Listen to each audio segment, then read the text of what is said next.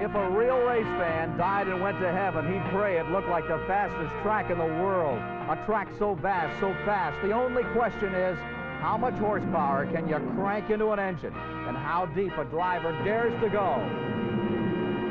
At 200 miles an hour, the back straightaway shortens up. The 5-story high banking, wide enough to pass anywhere you want to, makes it a very special place where there's only one question to be answered. Who's going to win this race today? Well, I think we'll let Bill decide that, being, you know, we kind of support all those drivers. Bill, who do you think's going to win the race? Well, I tell you, I'm a Buddy Baker boy. Buddy Baker has won on this 2.6-mile, incredibly fast track 3 times. And number 28, Buddy Baker, surges out in front of car number 2, Dale Earnhardt, and number 1, the Silver Fox, David Pearson, as they cover the 2,800 feet into turn number 1. 5 stories high, the banking, 33 degrees, the highest banking in the world, at better than 200 miles an hour, the track he loves the most. Buddy Baker sets sail. In the early going, it is 15 and 16 car drafts and swapping the lead every lap. Here, Dale Earnhardt plunges to the inside and goes out in front, dragging Neil Bonnet along with him and setting Buddy Baker back into third. Into the short straightaway, leading to the 17-degree banking of the tri-oval. So wide you can put 6 cars on a photo finish across the line at the same time. The Alabama International Motor Speedway, truly a speedway. Dale Earnhardt, the new young lion of superspeedway racing, the Rod Osterlund, California car, is out in front. The Neil Bonnet car runs in second. The Wood brothers have had winners here on occasion. But for the team and for the driver, now on the point, number 2, this would be their first time ever. Baker, down the inside at the favorite place to pass, going into turn number 3, cracks the throttle just a tad and pulls alongside. It's better than 200 miles an hour, time after time out of turn number 4. The average speed per lap at about 197 miles an hour. The only thing that slows you down is your heartbeat and the G-forces that load up in the 33-degree high banks. How can a passenger car run this fast? Aerodynamics, as Ned Jarrett told us in this report. At the speeds they run here, the aerodynamic design of the automobile is very important. One way to accomplish that and what they want is to put the front end of the car lower than the back end. This lets the air flow smoothly over the car and put the right pressure at the right point. And what helps make this possible is this spoiler. Air goes in here, puts pressure on the front end, which holds the front end down. And then you'll notice how much detail is put. They move the bumper back as close as they can to the body of the car. They even put screen over the grille to keep as little amount of air as possible going into the engine area, because that would tend to slow the car down. The sides of the car, everywhere there is a little creek or a crevice, they fill it in to make the air flow as smoothly as possible, and of course that helps them to run faster. And then of course on the rear there's a spoiler which helps to hold the back end of the car down, and that offsets the pressure that is put down on the front by this spoiler. There are $315,000 at stake in this, the Winston 500. Buddy Baker is in front. A year ago in this same race, he crashed in lap number 1 at nearly 200 miles an hour, and there ensued an 18-car wreck. Today, it has been wreck-free, but the engines continually come unglued. Racing to the line, Baker and Neil Bonnet on a caution, but it's only for a blown engine. Bobby Wowak of Villa Park, Illinois, having to pull out of the race early. He is but one of the cars victimized by the incredible speeds of this racing facility. Before the halfway point, Darrell Waldron is on the trailer. Car number 15, Bobby Allison, is by the wayside, as is car number 43, Richard Petty. His brother signaling that's it. And then the Wood brothers had Neil Bonnet step from their car and call it a day.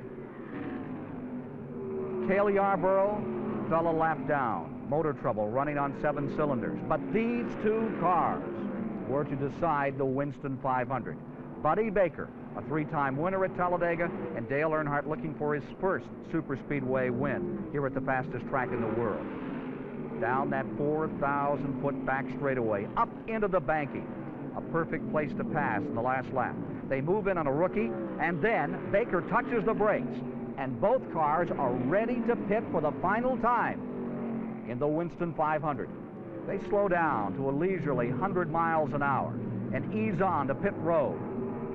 The question here is, will they go for 4 tires, just for gas, just take on the outside tires?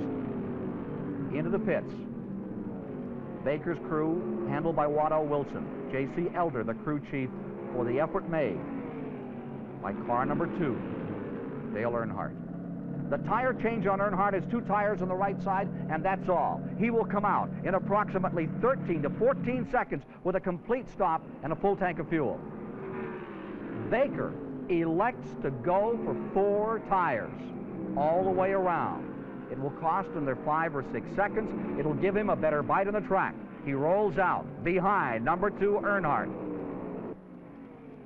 Whether you're watching in the lounges, watching on television, listening on radio, or sitting in the grandstand, no one is ever going to miss a Talladega finish in the Winston 500.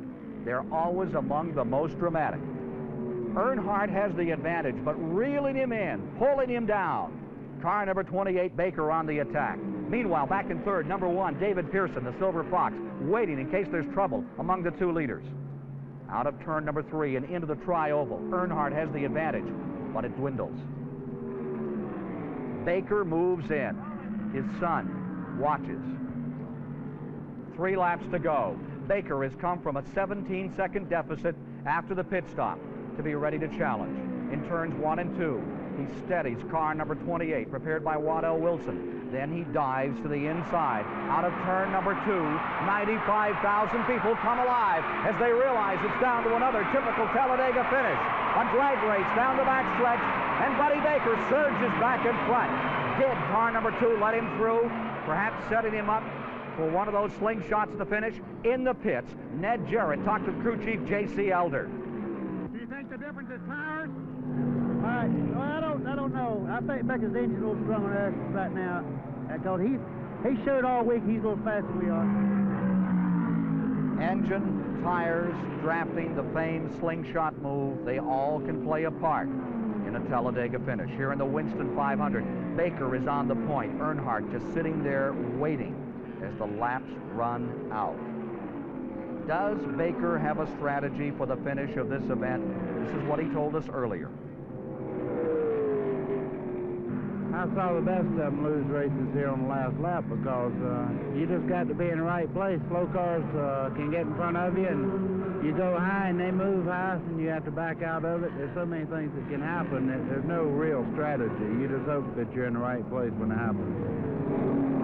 Lap traffic many times has been a key factor. You have to know where every player on the board is. How does Dale Earnhardt, as they take the white flag, plan a strategy for the finish of this race? Well, I don't really want to be leading it, but I like to have a, being second or third, have a good shot at running at the leader. And as has happened so many times at Talladega, Alabama, it all comes down to this. 2 drivers, a few feet apart, at 200 miles an hour. Blaze down the backstretch, ready to blitz the 3rd turn. Earnhardt moves to the inside. A lapped car. He has to back off. Buddy Arrington just slightly in his way, but there is room and there is time for still another assault by Dale Earnhardt. The short straightaway to the tri-oval toward the finish line. Earnhardt comes to the inside. Baker gives him room. Baker opens up the inside. At the line, Baker wins it. Buddy Baker, by less than a fender, as his son Brandon watches, wins the Winston 500. The lion's share of $315,000 goes to Baker, and the Silver Fox, number 1, David Pearson, concludes the race in 3rd. It's Buddy Baker's to win for the 4th time. Buddy Baker to be honored as he pulls into victory lane. It is a special moment for one of the hardest of the hard chargers, winner of the Winston 500. Buddy Baker, congratulations on a fine run. Thank you, Ned. We had to earn this one. I'll guarantee you that Dale was all anybody wanted to handle. But there at the end, my car seemed to stick in the corners a little bit better than Dale, and I was able to make up some time. But I was just real pleased with the race car, and I don't know if they ever had one any closer than that one. Well, as you came off of that fourth turn, knowing that he was going to make that move, try to get around you, what were your thoughts? I just hoped I could hold him off. I didn't block his racetrack. He had somewhere to run, and he just couldn't quite make it. Did you bend that floorboard down a little further? Yeah, I imagine it's right up even with the race motor right now, because but I've won several races from leading the last lap. I'd rather be there than take a chance of going back. Well, he was there, he stayed there, and he got the job done, and he's certainly big enough to push that pedal down just as hard as he needs to, and it was hard enough here today. Legends and heroes are being created over 30 weekends each year by latter-day giants like Buddy Baker, who with his adversaries now load up and move on to the next stop on the Winston Tour.